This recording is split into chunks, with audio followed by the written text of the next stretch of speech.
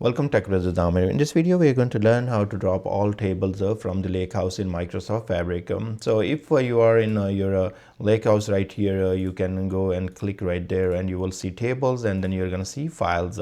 So in this case, let's say if I'm interested to drop all of them, it is kind of hard for me to drop all of them. It does not give me the option to drop all these tables.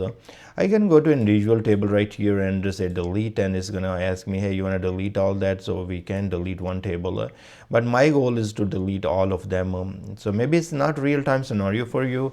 You just want to take get the list of those tables, and then you want to get the name and the database and table type manager external. In those cases, you also can use this script.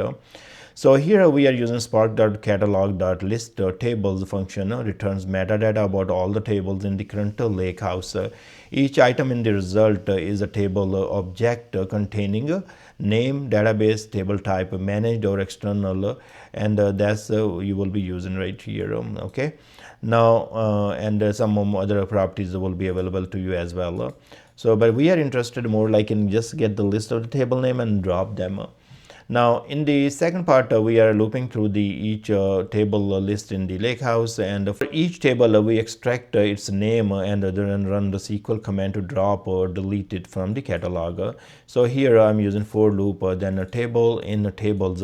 So here is a list of those tables here, and then we are declaring a variable table name and getting a table dot name.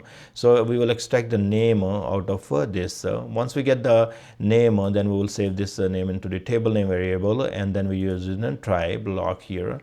So spark.sql, and here we are providing this command which said in hey drop table if exist, and here is the actual name of the table that will come right here that we just extracted above, and then we say print f, then a drop table and drop table name. So here's the table name.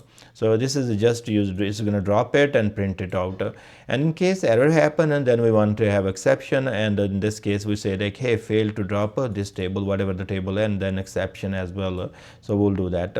Now I'm going to go ahead and execute this, and what's going to happen is going to get the list of the tables, then use the for loop, and then keep dropping one table at a time. So here it is, we can see that it's dropping the tables now, dropping one table at a time, and keep working towards it, and finally all the tables will be dropped. So you can see right there I have no tables in this lakehouse anymore.